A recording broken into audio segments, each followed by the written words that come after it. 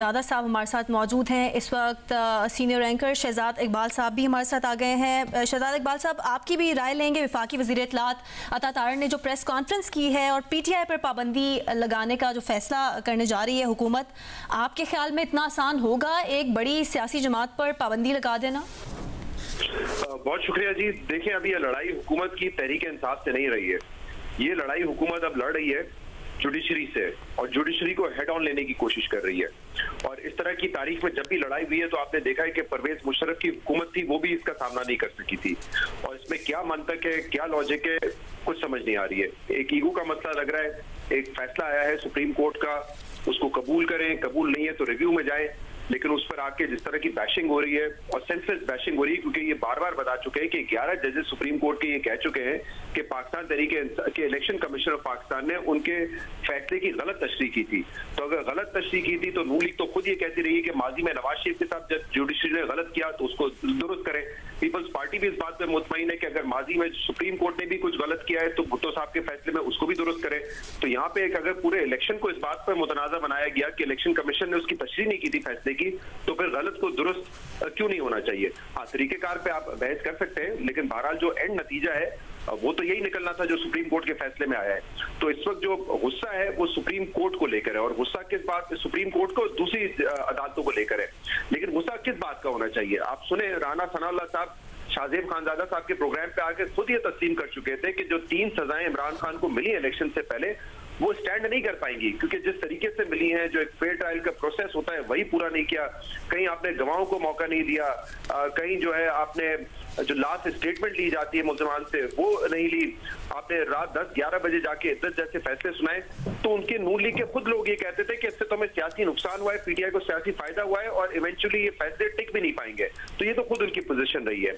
और आज जो फैसले की है और जो पूरी तकरीर थी इंफॉर्मेशन मिनिस्टर साहब की, जिसमें वो कह रहे हैं कि ये फैसला हो चुका है कि पाकिस्तान तहरीके इंसाफ और पाकिस्तान नहीं चल सकते साथ। देखिए, अगर किसी हुकूमत ने किसी सियासी जमात ने दूसरी जमात के फैसले करने इस तरीके से, तो फिर तो आप खत्म कर दें कि ये कोई इस्लामी जमहूरिया पाकिस्तान है। ये तो फिर एक डिक्टेटरशिप है। जो आप ताने देते थे इमरान खान को कि वो चाहते हैं कि एक सिंगल पार्टी रूल हो पाकिस्तान में, तो फिर आप किस तरफ जाना चाह रहे हैं? ये फैसले तो पाकिस्तान की आवाम ने करने हैं कि किसकी पार्टी को वोट मिलेगा, नहीं मिलेगा, कौन एग्जिस्ट करेगा और नहीं करेगा। और बदकिस्मती से जो 8 फरवरी में नून लीग का प्लान था वो पूरा नहीं हुआ। वो चाहते थे 2/3 मेजोरिटी, सिंपल मेजोरिटी, जो आवाम ने उनको नहीं दी है। और बल्ले का निशान होने के ना होने के बावजूद अगर PTI अब रिजर्व सीट के बाद लार्जेस्ट पार्टी होगी नेशनल असेंबली में, हम इस फैक्टर को अभी माइनस कर रहे हैं कि कितनी धांधली हुई, फॉर्म 45 में रद्दोबदल हुआ या नहीं हुआ, उसको आप एक साइड पे भी रख दें अभी, तो इस वक्त लार्जेस्ट पार्टी है। तो फिर आप उस पार्टी को कैसे बैन कर सकते हैं? और इस वक्त जब आप अदलिया को निशाने पे ले रहे हैं, टेक ऑन कर रहे हैं, आप कह रहे हैं कि रिजर्व सीट का फैसला आपने उनके हक में दे दिया, जो मांगा नहीं उनको दे दिया, तो आप कैसे एक्सपेक्ट कर रहे हैं कि जब 15 दिन बाद वफाकी हुकूमत बैन लगाने के 15 दिन बाद जब ये मामला सुप्रीम कोर्ट पे भेजेगी तो वहां ये फैसला स्टैंड कर पाएगा? इस तरह के फैसले जब स्टैंड नहीं करेंगे और फैसले आपके खिलाफ आएंगे, फिर आप उन पर तनकीद शुरू करेंगे। तो ये देखना जरूरी है कि केसेस की नौयत क्या है और वो केसेस चलाए किस तरीके से जा रहे हैं। जैसे अभी शाहजेब साहब ने कहा कि कुछ केसेस तो ऐसे थे जिनमें मेरिट थी, उनका जवाब ना सिर्फ कोर्ट ऑफ लॉ में आना चाहिए बल्कि सियासी डोमेन में भी आना चाहिए। क्योंकि तहरीक इंसाफ या इमरान खान जिस तरह के इल्जाम लगाते थे और जवाब एक्सपेक्ट करते थे, कहते थे तलाशी दो, लेकिन जिस तरीके से वो केसेस चलाए गए, उन केसेस का हाई कोर्ट में जाके स्टैंड करना तो नामुमकिन था। दूसरा केस ये कह रहे हैं आर्टिकल 6।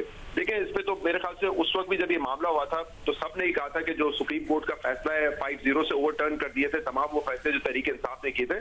लेकिन उस वक्त भी एक कानूनी राय वाज़े तौर पर ये थी कि आइन तोड़ने में और आइन की खिलाफ वर्जी करने में बड़ा वाज़े फर्क होता है। अगर आपने आइन तोड़ा है, उसमें आपने मुआवनत की है, तो आर्टिकल 6 लग सकता है।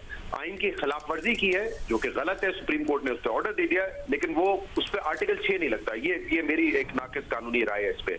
लेकिन मुझे जो इस वक्त जो परेशानी की बात लग रही है, क्योंकि जैसे हम बात कर रहे हैं कि अब ये जुडिशरी और हुकूमत हेड ऑन है या हुकूमती इदारे हेड ऑन है, ये कहीं से भी खैर की खबर नहीं है पाकिस्तान के लिए। देखिए, इस वक्त कल हेडलाइन में आज क्या होना चाहिए था कि IMF का प्रोग्राम हो गया है, यहाँ से मईशत कहाँ जाएगी, बिजली की जो कीमतें बढ़ रही हैं उस पर क्या आवाम के असरात है। इस वक्त आवाम बड़ी परेशान है। हुकूमत ने ये बताया था कि हमारी प्रायोरिटी होगी, हम काम करेंगे, लेकिन इस वक्त हुकूमत की एनर्जी किस में सर्व हो रही है? पार्टी को बैन कर दो, सनम जावेद को दोबारा अरेस्ट कर लो, अदालत किसी मुल्जिम को छोड़े PTI के, उसको दोबारा अरेस्ट कर लो, उस पर क्या केस बनाए। मुझे परेशानी इस बात की है कि अगर हमारी हुकूमत और हमारे इदारों की सारी एनर्जी इस पे सर्व हो रही है कि किस तरीके से सनम जावेद को दोबारा अरेस्ट करना है, तो मुल्क में जो इस वक्त मामलात है, हालात है, उन पर कौन तवज्जो देगा? जो इस वक्त इकोनॉमी के हालात है, जो दहशतगर्दी दोबारा जन्म ले रही है, उस पर किसका फोकस होगा अगर हमारी सारी एनर्जी इस पे लगेगी? तो मेरे लिए तो ये बहुत परेशान कौन और तकलीफ बात है। शहजाद हमारे साथ रहिएगा। शाहजाद आपकी तरफ आते हैं, ये बताइएगा बैरिस्टर अली जफर अब से कुछ देर पहले गुफ्तगू कर रहे थे।